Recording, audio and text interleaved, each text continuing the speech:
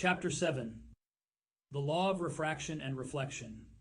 Healing your past with your future. Arise, shine, for your light has come, and the glory of the Lord shines upon you. Isaiah 61. You will never meet your fullest future until God's light transcends your past, present, and future to reconnect you to who He always created you to be. Michael L. Matthews. The image below in Figure 7.1 is a picture of a photo of what meteorologists call a cloud halo. The definition of a halo in the sky is the ring of light that seems to encircle the sun or moon when veiled by cirrus clouds. This phenomenon is created when the cirrus clouds are in a heterogeneous arrangement to reflect and refract the sunlight through the ice crystals in the clouds. The ice crystals in the cirrus clouds serve as prisms of lights that both reflect and refract light. Figure 7.1, cloud halo. Below is another example of a halo that represents a complete circle of brilliance by the ice crystal prisms within a cirrus cloud. The prisms or ice crystals are so connected to each other that it results in a form that represents completeness. Figure 7.2, cloud circle. If the fragments or pieces of your life were connected like these ice crystal prisms, your life would also produce the same form of symmetry and completeness as the cloud halo, and it would include your past, present, and future. If you could imagine that this type of completeness is possible, then the only missing ingredient would be the source of light that shines through the crystals of your past, present, and future. This may sound way too simple, yet this is the journey of a complete life and this particular chapter. In order for this type of journey to make sense, you must understand that God may be much bigger, broader, and more phenomenal than you ever thought possible. Let it be known that God desires, longs, and waits for you to allow this greater aspect of Him to shine in all aspects of your life, including your past, present, and future, bringing out the often missed aspect of God. Our modern-day society has been overexposed to limited aspects of God that have blinded them to other key aspects of God. One of these key aspects that is often overlooked is the aspect that God describes Himself as the light of life. Below are some of the scripture passages that describe this aspect. Praise the Lord, O my soul. O Lord my God, you are very great. You are clothed with splendor and majesty. He wraps Himself in light as with a garment. He stretches out the heavens like a tent and lays the beams of His upper chambers on their waters. He makes the clouds His chariot and rides on the wings of the wind. Psalms 104, 1-3. When Jesus spoke again to the people, He said, I am the light of the world. Whoever follows me will never walk in darkness, but will have the light of life. John 8:12. While I am in the world, I am the light of the world. John 9:5. I have come into the world as a light, so that no one who believes in me should stay in darkness. John 12:46. This is the message we have heard from Him and declare to you. God is light. In Him there is no darkness at all. 1 John 1:5. We all need to appreciate the many attributes of God, such as love, mercy, grace, kindness, justice, etc. However, when we finally see God as light and understand how powerful and transforming light is, we may have an opportunity to allow that light to both reflect and refract upon our life. When we comprehend this light, we can start seeing God's beauty and how His beauty allows us to reflect our own beauty. When we refuse or unknowingly deny this light, we lose sight of God's true power. Without comprehending this light, searching for the beauty or happiness within us may be a long and/or wasted journey. Please note that this kind of light is not connected to a religion, denomination, belief system, church, group, or tribe. It is unfiltered and freely available to everyone willing to acknowledge and seek this light. The reason many people miss the foundational element of God being light is simply because we all strive for love. Because we search so hard and desperately for love, we tend to cling to people, relationships, spouses, churches, and even believe in the portions of God that make us feel loved. Love is important. However, love by itself does not illuminate things or speed things up. In fact, love mixed with passion often blinds people. This explains why people who only see love without light get blindsided fairly frequently, including their relationships and religion. Therefore, we can biblically and appropriately say that without God's light, which is His defining attribute, we cannot see love, justice, grace, mercy, kindness, peace, joy, faith, patience, dreams, visions, miracles, and heaven in the purest sense. And without seeing them in their purest sense, we settle for the human version of these attributes. History has proven that man's version of these attributes are often manipulated and distorted. This explains why there are hundreds of religions that are divided on the simple essence of God's grace, mercy, justice, salvation, love, faith, etc. Each denomination has not properly reflected the light of life on these attributes, simply because they do not put God's defining attribute first: light. In heaven, God's light is so bright that no denomination, theory of love, feeling of acceptance, or belonging can block the light. This is why the closer we get a glimpse of heaven, the more we see God for who he is. True unity is finally reached because the full and true reflection is seen. 1 Corinthians 13:10 through 12 attempts to explain it. But when perfection comes, the imperfect disappears. When I was a child, I talked like a child, I thought like a child, I reasoned like a child. When I became a man, I put childish ways behind me. Now we see but a poor reflection, as in a mirror, then we shall see face to face. Now I know in part, then I shall know fully, even as I am fully known. Now that we can appreciate that God is light, let's define some unique characteristics of light. Light's defining characteristics include speed and illumination. Light travels at 186,000 miles per second and illuminates any darkness that exists in its presence. In fact, light is so fast that it actually reaches its destination at the same time it left its starting point. This phenomenal attribute of light is why God references himself as the great I am. Because he is light, he was at the end at the same time that he was at the beginning. Jesus also echoes the same words: before I was, I am. This also means that God is able to transcend all time, including my past, present, and future. God's attribute of light means that when my past began, that same light was at the end of my future. It traveled through my past, present, and future simultaneously.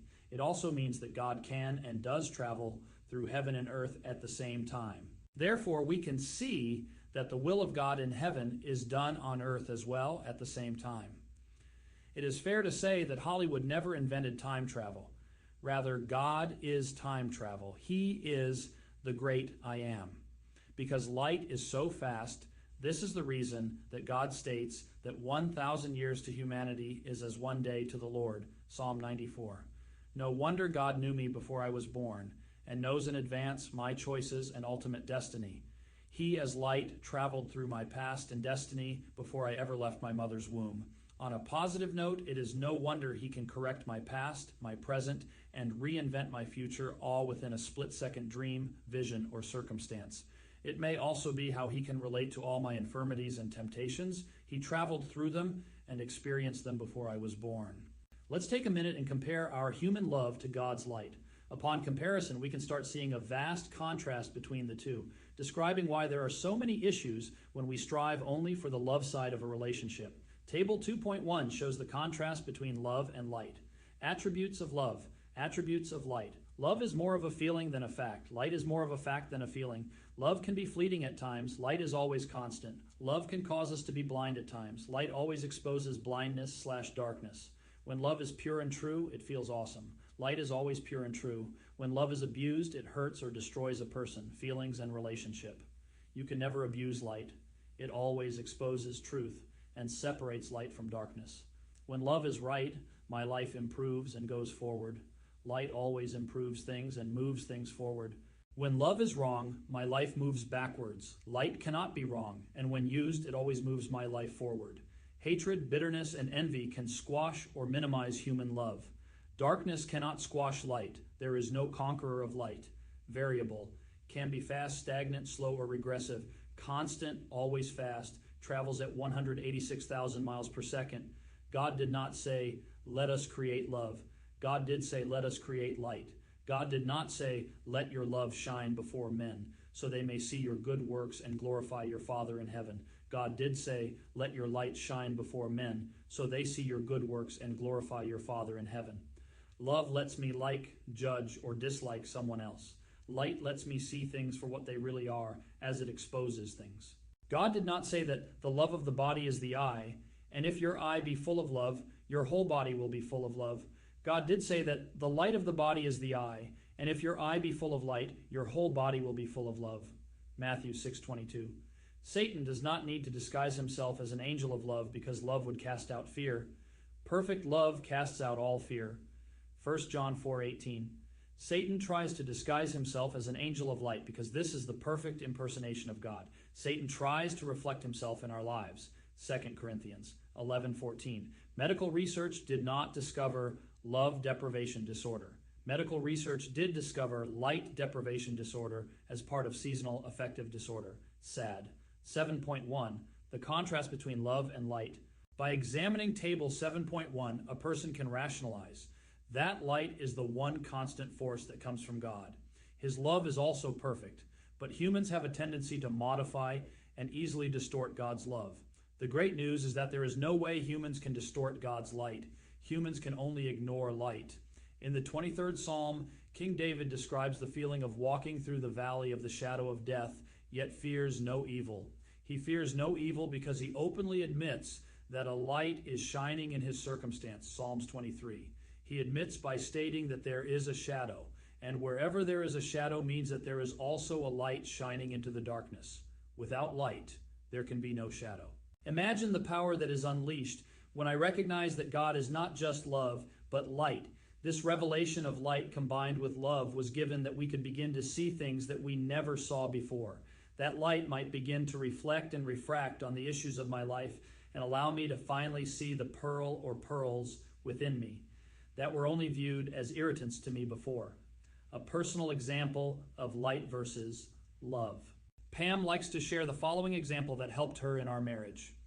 One day, this concept of light versus love dawned on me, and I started to search for more meaning in my marriage, my life, and my walk with God. This search allowed me to put the love for Mike in a better perspective. My fear and worry about the limitations of how much we loved each other began to vanish. When I decided to see God's light and the light within Mike, I could see who both God and Mike truly were. The elusive nature of feelings and emotions no longer mattered, whereas they controlled me in the past. The new reflection of light caused my life, marriage, and relationship with God to skyrocket to a new level and continues to grow. Looking back, what I was really saying was, I chose to no longer worry over the elusiveness of love, but have a flashlight shined into my life and Mike's life. That light of God shines and reveals the reflection of myself in Mike and his reflection into me. We were instantly more compatible, respectful, and true to each other, a feeling we never had when we were fretting if we loved each other. I believe I choose at that moment in my life to let God's light shine and Mike's light shine to the point I found a new respect, new admiration, and new future for my marriage, my relationship, and myself with God. Through this experience or exchange, I found that I operated less from emotion and more from facts that light revealed.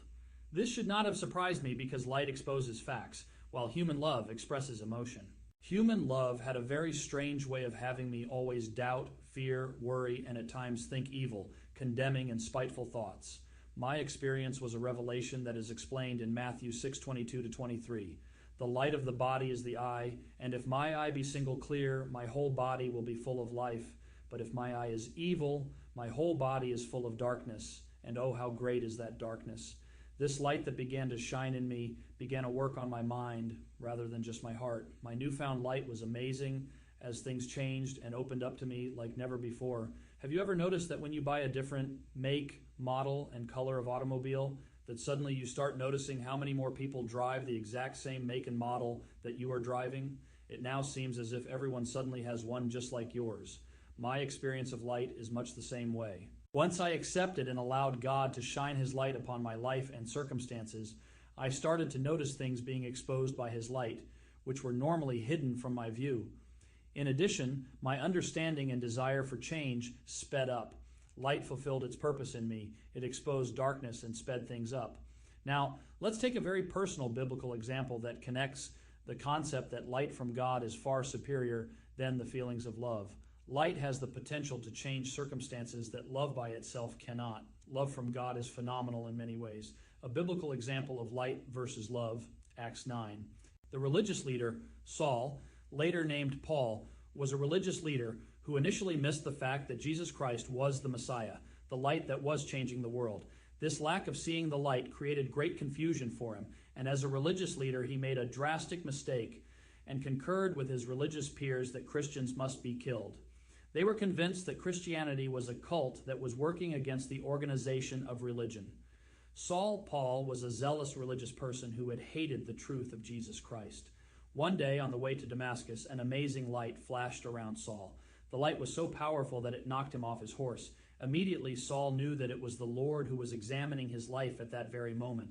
Saul knew it was the Lord by the mere confession of saying, "Who are you, Lord?"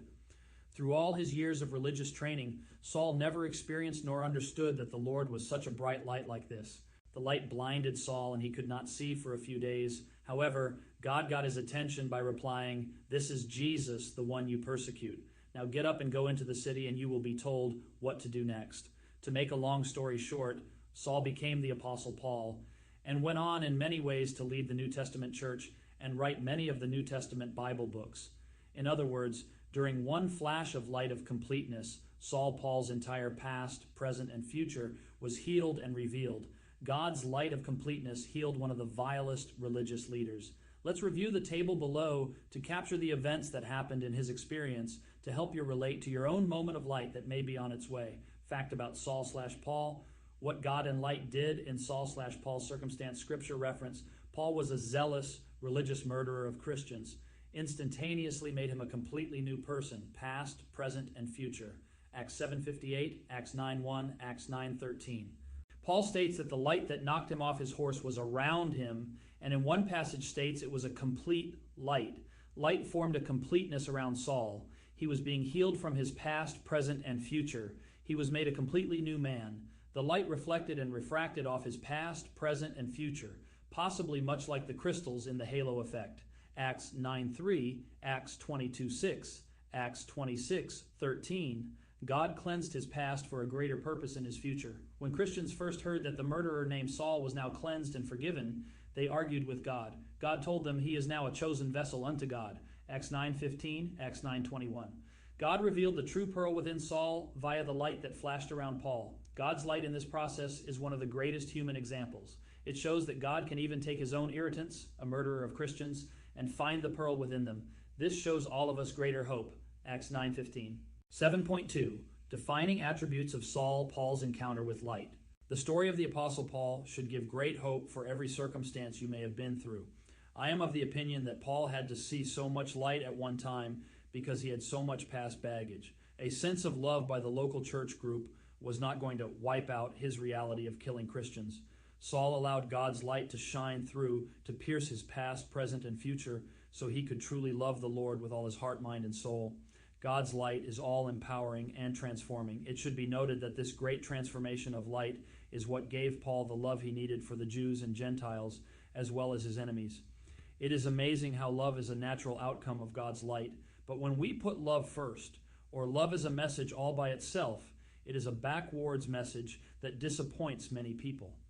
This is why Jesus stated in Matthew 5:16, "Let your light so shine before men that they may see good works and glorify your Father in heaven."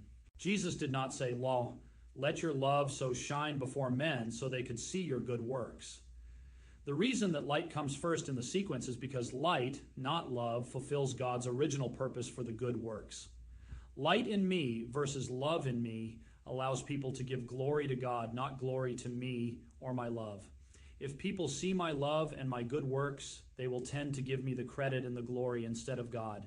If they see the light that is in me through Christ, they will give him the glory, knowing that my good works can only come through his light within me. The same concept is true with the Apostle Paul. If he had been loved by a church group into forgiveness or relationship with Jesus, he would have had quickly given thanks, glory to the church or people instead of God.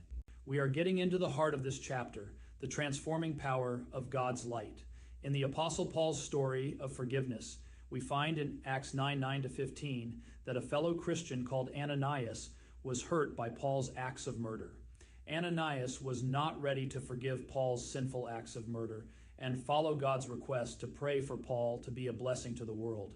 Nonetheless, the Lord's light also showed Ananias that even though he was offended and hurt by murder, he could forgive Paul and endorse his new future. Once again, there are not many greater acts of forgiveness than forgiving someone who murdered your friends and or family members. Yet God's light is able to transcend the issues, circumstances, time, and our individual purposes to give each and every human being hope. This means that God is willing to forgive perpetrators who went as far as torture or murder, and he gives the ability for the people who were violated against in such cases to forgive the perpetrators. A person no longer has to be bitter over past violations. This is amazing, as bitterness is like drinking your own poison and expecting the other person to die. This portion of the journal may be extremely difficult for some people, so please do not rush through this next exercise. Rather, consider the following 3 items as examples to follow. Let me challenge you to consider the fact that the reason it is so hard is because you are trying to forgive them in your own human love, versus letting God forgive them in his transforming light. When God forgives them, and you, like Ananias, believe it, then you could possibly see God's reflection in the person who God forgave. Ananias had to go and pray for Paul and look at his newfound light that was being reflected in Paul. If we let God forgive them through his light, then your human love and forgiveness can follow. Also, if you follow Scripture, which says, "Do unto others as you would have them do unto you," then you should believe God for their forgiveness in Exercise 2.2, with the same belief you had for God to shed light and forgiveness on your issues. As followers of Christ, we must attempt to follow his actions. Jesus was violated in the most severe and traumatic manner before he was killed. Yet after the violations of his name, identity, physical being, his position, his flesh, his blood, and his pride, he still prayed for his violators and killers to be forgiven. Christ experienced violations until death to help fulfill the passage. That states that Jesus felt our infirmities and was tempted in every way that we have been, yet without sin. Hebrew 4:15, Matthew 8:17.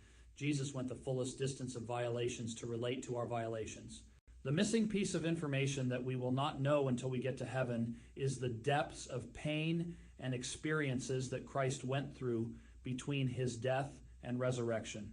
We do not know exactly what happened during that 3-day period that Jesus went to the heart of the earth, Matthew 12:40, to set captives free.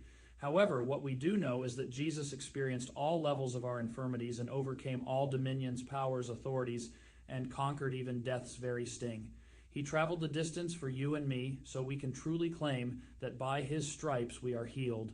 But he was pierced for our transgressions. He was crushed for our iniquities. The punishment that brought us peace was upon him, and by his wounds we are healed. Isaiah 53:5. The biblical reality is that Jesus went the full distance of being violated to give us confidence that no matter how we were violated, we, like Christ, can ask for their forgiveness. This in no way invalidates what people experienced or went through. There will always be people that experienced unbelievable and or traumatic setbacks that are extremely unique and personal. In no way is it God's design to invalidate their situation or circumstance by merely implying it was not as bad as what his son Jesus suffered. Some people who cannot see the fullness of Christ's travels and experiences conclude that Christ could not have experienced what they did. However, it is not Christ's purpose to have humanity compare severity of wounds. It is also not Christ's desire to expect me to experience what he went through before forgiving others. Christ states that we are not in a war of flesh and blood, but against principalities, against powers, against the rulers of the darkness of this world, against spiritual wickedness in high places. If I make my issues about violations of the flesh, then I may be missing the real cause and consequences of the violation that are in the spiritual realm. Ephesians 6:10. I am so thankful that through Christ, God provided a means for all of us to be healed in numerous belief systems based on various things Christ went through. People can choose to, 1, with childlike faith, accept the fact that by Christ's stripes they can be healed from anything. I believe God is well pleased with this kind of childlike faith. Second, by focusing on the extreme death and violations that Christ suffered, they can say he set the example for them. Therefore, they too can forgive their accusers or violators. Third, by understanding that Jesus traveled to the depths or heart of the earth and overcame every evil power, dominion, principality, and death. He has overcome and paid the price for their wounds, their transgressions, and their transgressors. Therefore, I can have the faith to forgive and receive forgiveness. Fourth, with childlike faith, believe that in some supernatural way, in the spiritual realm of light, that Jesus truly experienced everyone's infirmities. If he walked my walk without sin, then I too can make an attempt to forgive and be forgiven. 5, with complete confidence and belief that if Jesus is light, then he can travel through my past, present, and future and experience everything they did and take claim that he was personally tempted in every way they were. They believe that the great I am and light of the world transforms, heals, cleanses, and forgives. And with this resurrected Christ living in them, they can forgive and be forgiven. No matter what belief people use to allow them to be healed and or forgive others is of less concern than the central reality and truth. That reality and truth is that it was Christ's blood that removed everyone's sins. Jesus' light is powerful enough to shine in each circumstance to ensure his death and resurrection was not in vain. You have just listened and processed some of the most simple yet most powerful promises found in the Bible. God's light shines in such a way that we, along with him, can transcend our past issues into our future. Allowing God's light to transcend these issues allows them to pass through the illumination of God's light for a complete healing. I, like the cloud halo, can form the completeness that God always intended for me. Remember, the two great attributes of light are speed and illumination. This self-completeness includes my past, present, and my future. My past, present, and future are also connected very closely to the three things that God said we are to worship him with: our hearts, our minds, and our souls. God says that he desires us to worship him with all of my heart, all of my mind, and all of my soul. Unfortunately, during most of my Christian walk, I had been exposed only to the heart side of my life. About 6 years ago, I learned that I had only developed 1/3 of the aspects that God was looking for me to serve and worship him with. I strived, functioned, and operated on Christian love, God's love, the church's love, the pastor's love, and my husband's love, to the point that my love balloon was ready to burst. It was ready to burst because I did not develop my mind and my soul. Without developing my mind and my soul, how could I truly love God with all my heart, mind, and soul? I realized that until God's light came in its fullness, my mind did not want to deal with the past, and therefore my soul could not encompass my own fullness of whom God wanted and created me to be. This kind of behavior adds to the disappointments that love-based relationships bring. The true light allowed me to see my entire heart, mind, and soul as the completeness of who God always desired me to be. I have forgiven myself, my violators or transgressors, stopped operating off emotion, and allowed God's light to reflect and refract off of all things in my life.